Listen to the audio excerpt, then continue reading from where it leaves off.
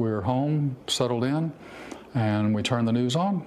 For Tim Leggett, it was the most unexpected way to find out his brother Dale had died. We like to get here in time to see Lester, and the story comes on about dealing the dead. It is a disturbing story out of Texas. On Nightly News that night, our investigation into a local medical school, the University of North Texas Health Science Center, and how it made millions in part by taking in unclaimed bodies from Dallas and Tarrant counties and then leasing out those body parts, often without consent, for medical training and research, at times as their own families search for them. I'm thinking, well, it has been a little while since I've seen Dale.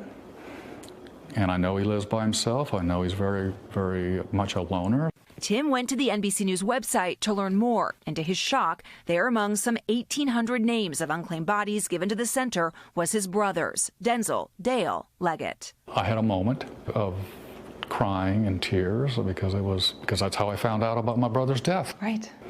Eventually, Tim learned that his brother died of respiratory failure here at the John Peter Smith Hospital in Fort Worth, about 30 minutes from Tim's home. He says it's still unclear what efforts, if any, were taken to try to reach him or other relatives before Dale's body was deemed unclaimed and handed over to the Health Science Center.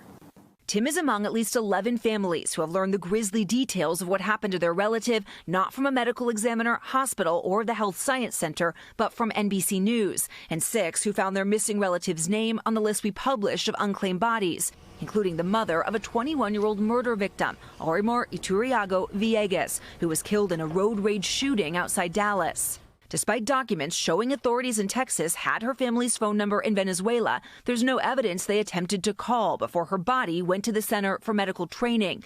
Invoices showing her body parts assigned prices, $900 for her torso, $703 for her legs. Her mother saying she still can't accept it.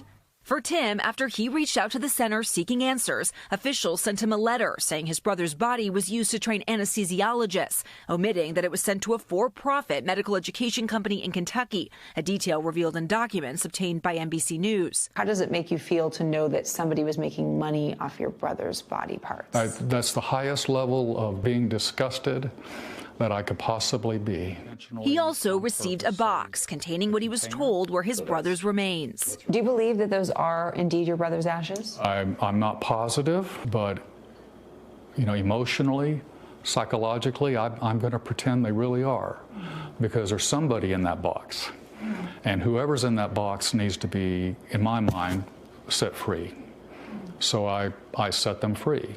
The center suspended its body donation program and fired the officials who ran it. The center declined to comment on Dale's case, but said in a recent statement, in part, it will take necessary actions to address any additional failures, and that it continues to extend its deepest apologies to the families impacted. My brother,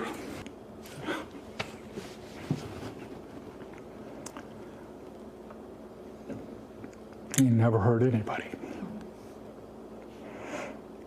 He was a unique personality,